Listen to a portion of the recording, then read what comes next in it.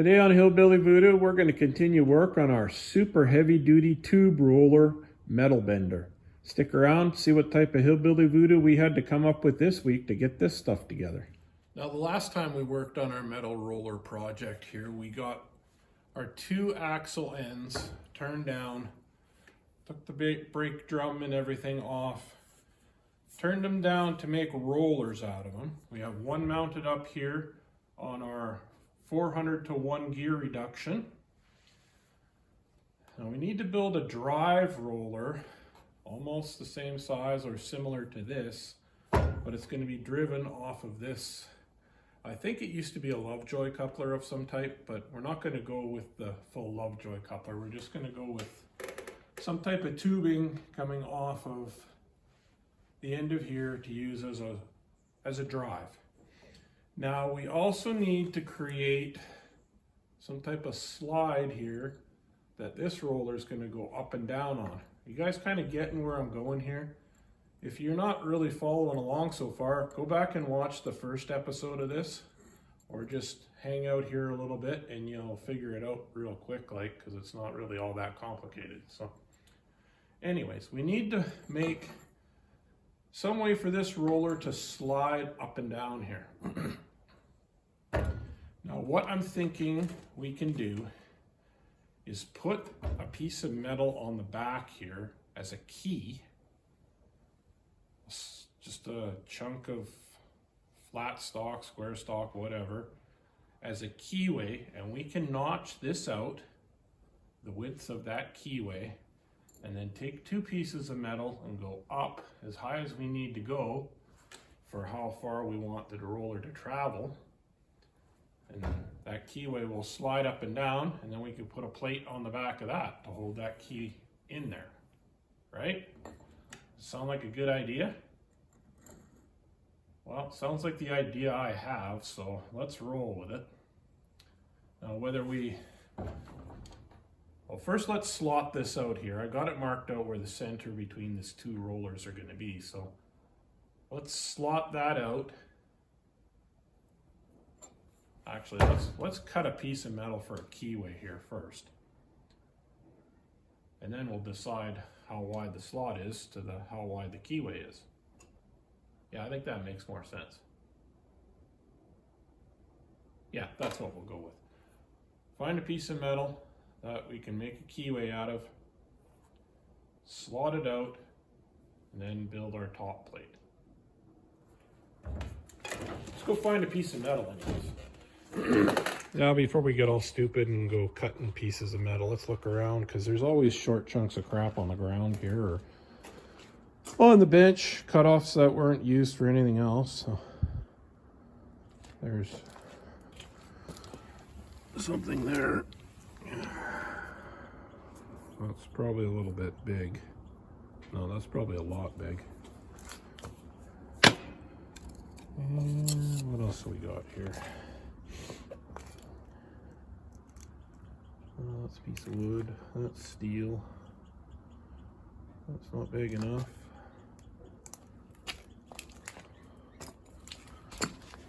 What do we got laying under here? I guess we could cut a bolt. Cut the head off a bolt and... Now let's find something else here. What's that? Well, that was obviously made for something, but sitting here on the bench, that might work. Put that on there, and hey, that might actually be perfect, because see if we got that like that, then we could drill holes through a plate. Yeah, that's gonna actually work perfect. What else do we got here? What's that? It almost looks like the same. No, it's different. Well, let's take these two over to the table there and see which one's better. This one's got holes in it already, so it might be better. Yeah, let's go check it out. Well, this here's the back side of our spindle, and Well, and actually it looks like it probably be the perfect length. And like I say, we can drill through and we could thread that. And we could just bolt the plate on the back. What about that one?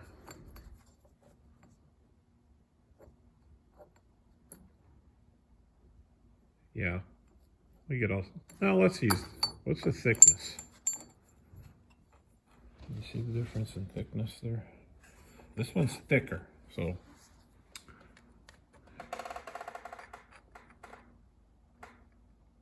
Does that make sense? Because if we put it like that, we tighten it up, then it's going to have space on either side so that it can slide, right? Yeah, so we'll use the thicker one anyways. Now let's pull that steel plate off of there that we have our rollers mounted to. Mark it out with that and cut a slot in there that's going to slide. Yeah, that's going to slide up and down in a slot, right? Okay, so let's mark that out and cut that out and go from there.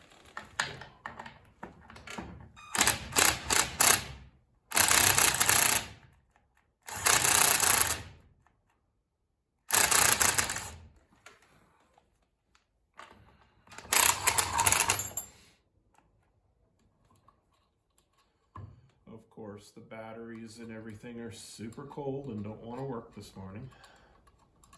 And the story of my life, it's either too hot or too cold. Because I feel like Goldilocks and the Three Bears.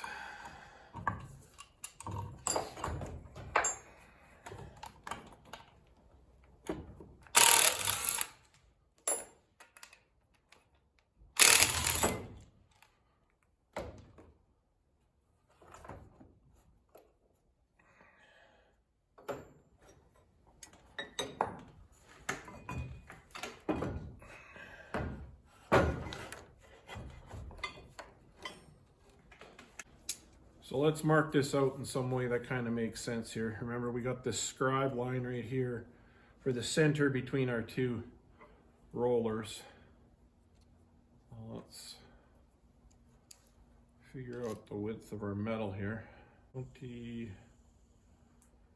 26 millimeters, so or about an inch and a bit.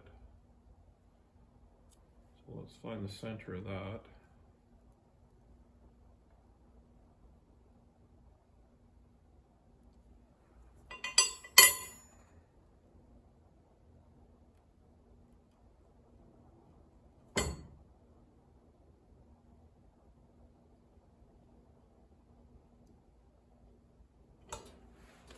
Let's see our scribe marks.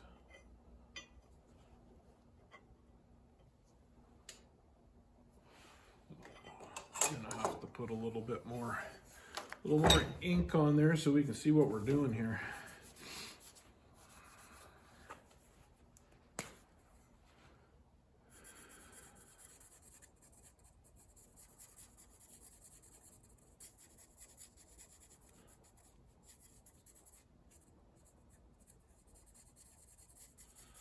Guess not really ink, it's poor man's layout fluid. There you go.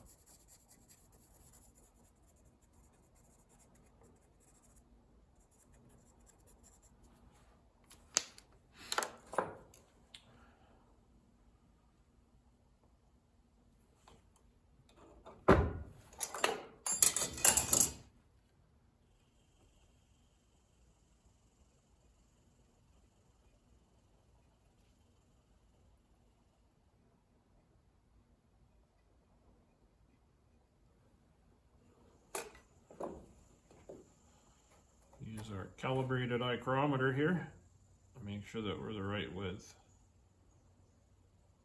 It looks pretty good.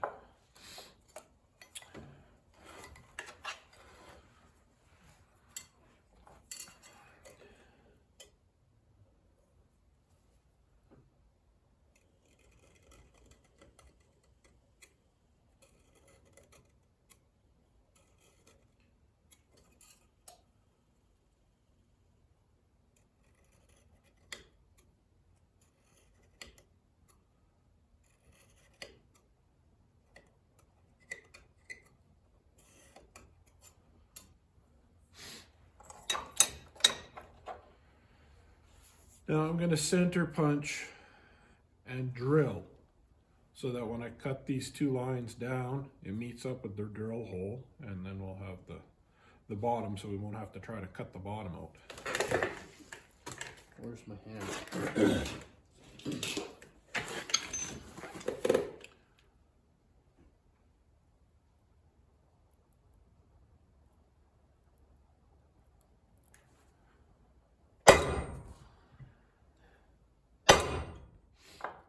Okay, let's drill that out. Does that look like it's going to work?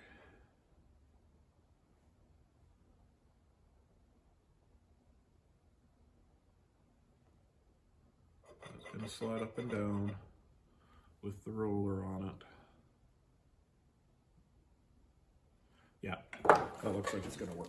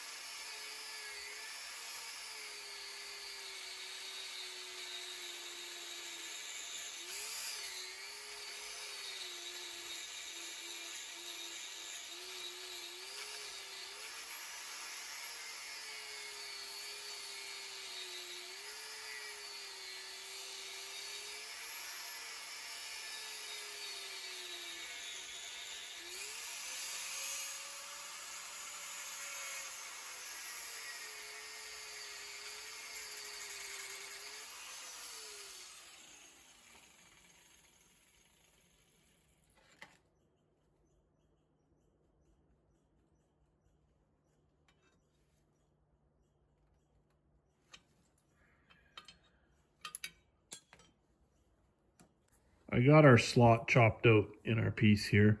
Then I went ahead and cut another piece up for the top and slotted that out. So now our little keyway here kind of slides up and down like it should. So I'm going to take this key now and weld it to the back of here so that our whole spindle assembly here will slide up and down in that keyway. Now I also cut another piece of steel that will go like that. We'll have the keyway, and then we can thread these holes and bolt that to the back. So it's kind of like a T-slot type idea. Hopefully that will slide up and down in that keyway and give us our adjustment so that we can feed our metal in here, and that roller will push down so that we can do our bending. That's my whole theory. Is this going to work? Sure hope so. If it doesn't work, well, we'll have to take it apart and figure out how to do it so that it does work. So let's go weld this keyway in there and make sure this all slides up and down. Well, I got the slot and the keyway and everything all put together here, and it goes up and down, kind of like I was hoping that it would. Don't have it very tight right now, just so that I can move it around, but I was thinking now for pressing down on this, using a piece of ready rod that pushes down on here. That'll give us our force down. But now looking at it from this angle, we are going to have a hell of a lot of twisting force up on that, right? If we only have it pushing down right here, all that pressure of us bending in here is going to be pushing down right there. It's probably going to bind up our slide here and all that, right? Because that would be in there like that. So what I'm thinking here now is somehow supporting the outside edge of this spindle with a piece that comes up and over and down. Now, why are we going up and that far up is because we're going to put dies in here, remember, that are going to be either pipe shaped or straight up and down shaped. So we're going to need about that much clearance at least for the dies. Now this piece here is obviously going to have to be removable so that we can slide the die on there. Yeah, it's made this project a little bit more complicated, but I think that if we support these bearings, these spindles, which we're probably going to have to do from the bottom too, right? Same type of idea, something supporting here so that this one doesn't go this way and this one doesn't go that way. Yeah. Okay. Well, we still have some pieces of that I-beam that we cut all this crap out of, and it's fairly thick.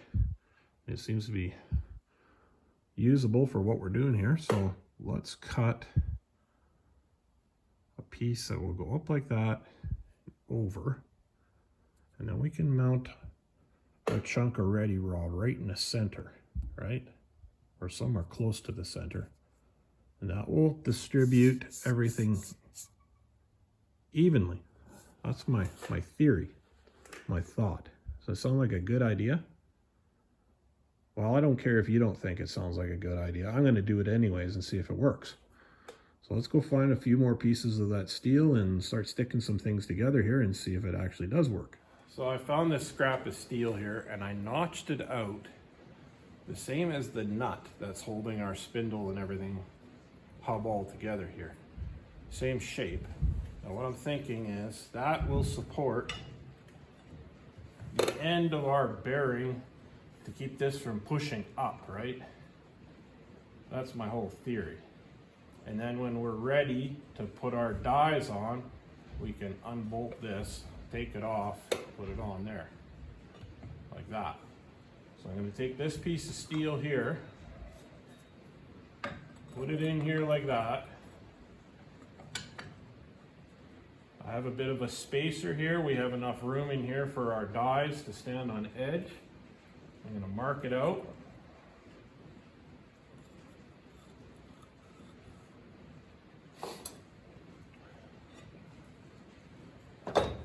I'm going to chop it off there. That'll be like that. That'll be like that. And then our ready rod, threaded rod, whatever you want to call it, all thread, can push down right in the center of this plate and distribute all of our forces across. It's making sense in my head. So let's chop this off and figure out how we're gonna mount that to that with some bolts. Yeah, how are we gonna do that? Well, let's cut it off first and then we'll figure out how we're gonna do it.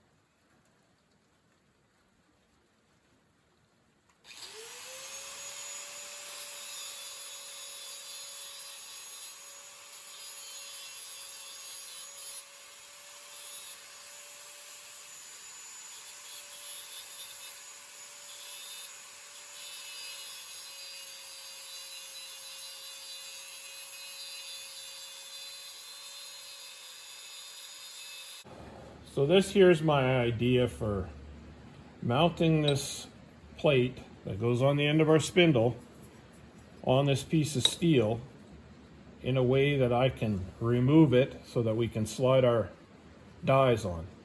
Now, Going to take some nuts. Grab these nuts.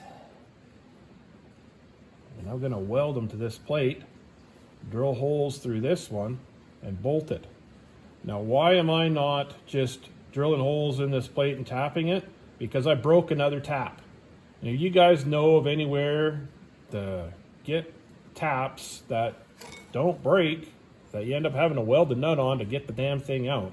You guys let me know in the comments, okay? Because it seems like every time I try to tap a hole, 1/2-inch national course, every single time I break a tap. I went and bought a quality, so-called quality tap for $40. Got 2 holes, broke it right off. And I'm not like I'm leaning on these things or forcing on them or anything. They shatter. I'm turning the damn thing with one hand. It's not like I'm prying on it or anything. And they just, yeah, nothing but frustration with tapping holes. So we're going to grab these nuts, and we're going to weld them on here. Hopefully we can get them on there nice and square and straight. And hopefully that works. Now I've marked this big thick plate. I'm going to drill a hole through there so that I can mount my ready rod with a washer and make it spin kind of thing. That seems like a good idea. And I'll mark out these holes here and drill those. So let's drill that first, and let's drill those first before we even get too carried away with welding nuts and stuff on here.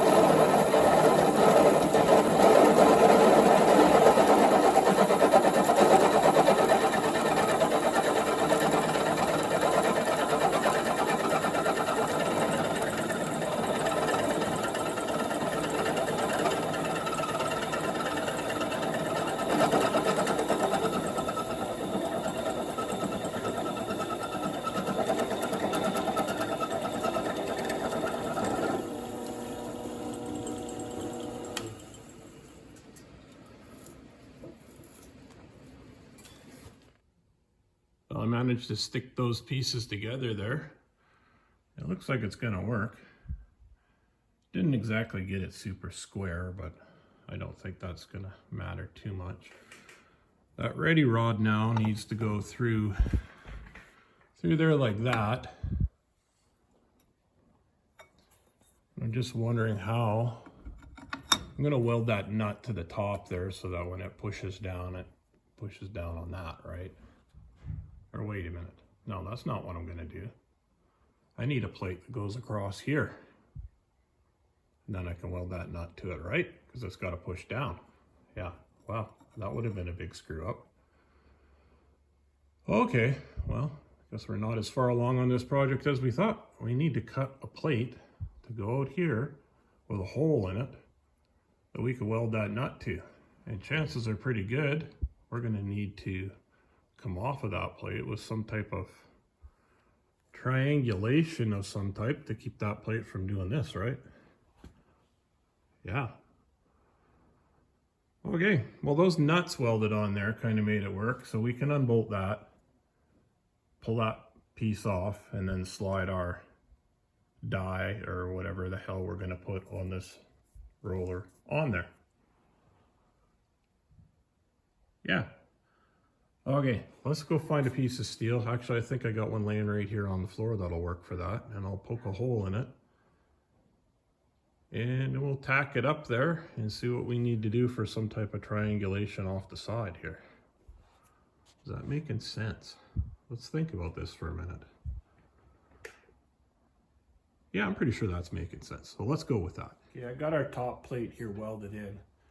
Before I put any triangulation or bracing or anything in here, I've just more or less have it tacked in there. I'm gonna make sure that all this is gonna work first, because if it doesn't, it's gonna be a lot easier to chop it all off with just the tacks.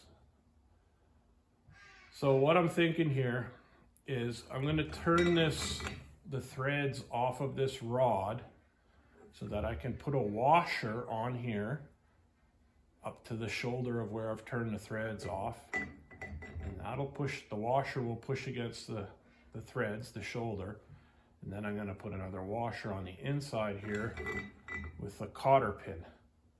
So the cotter pin will hold it. We won't really have a whole lot of force going up, right? Because we're not pushing, we're pushing down. And the washer, yeah, it totally makes sense in my head, but whether it's going to work or not, some other things. So let's mark this piece of rod where we think we're going to need to turn it to. We'll give some room for the washers.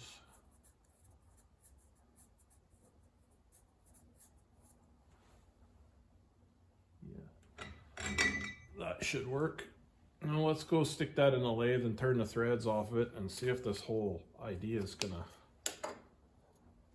pan out here.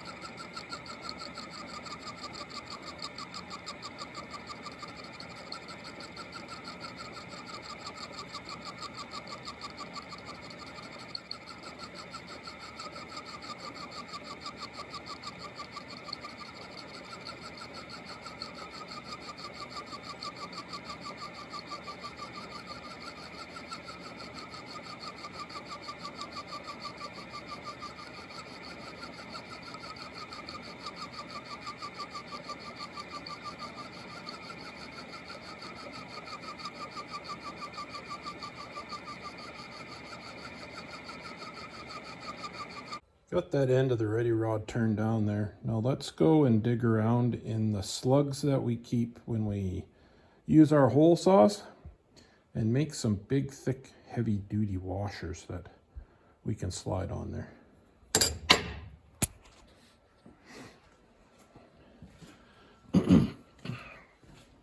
If I remember right, I put them over here. Yep.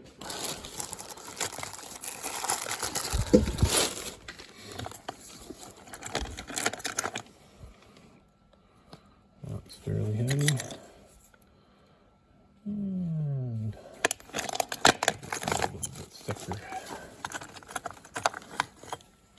Yeah, let's clean those two up, drill them out to the same size as we've made that threaded rod, and that'll be our washers. Well, let's somewhat assemble this and see if I've made a real thing here or not.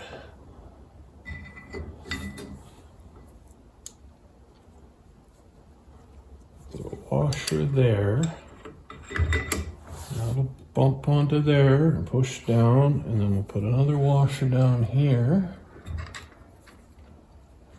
And a cotter pin Now, if we weld that nut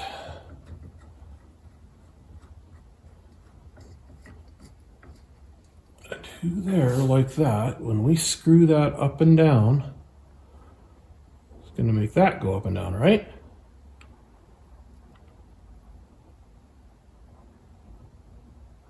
Yeah. Okay, well, let's tack that nut in place there and make sure this all works. Well, let's see if this thing's going to do what I think it's going to do.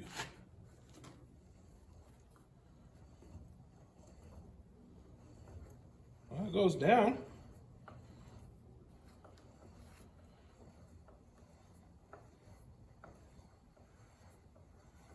And let's see. Yep, it goes up. Now, obviously, I'm going to build some type of handle for this. This is not a permanent thing here, but yeah, looks like it's going to work. Well, that's kind of a load off my mind. So, what do we got to do next? Well, I guess we better figure out what we're going to do for the piece that comes off of here that we're going to be able to put our die on. Yeah, that's what we should work on next. But this is so much fun.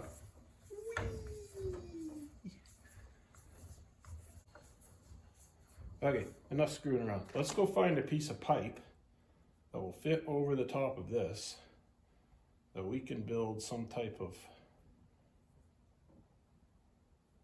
drive slidey on thing for here. Now I'm out here a couple days later, and after trying to do the editing of this video, I realized that I lost a whole bunch of footage and almost 2 days worth of work. So let's go back over what I did.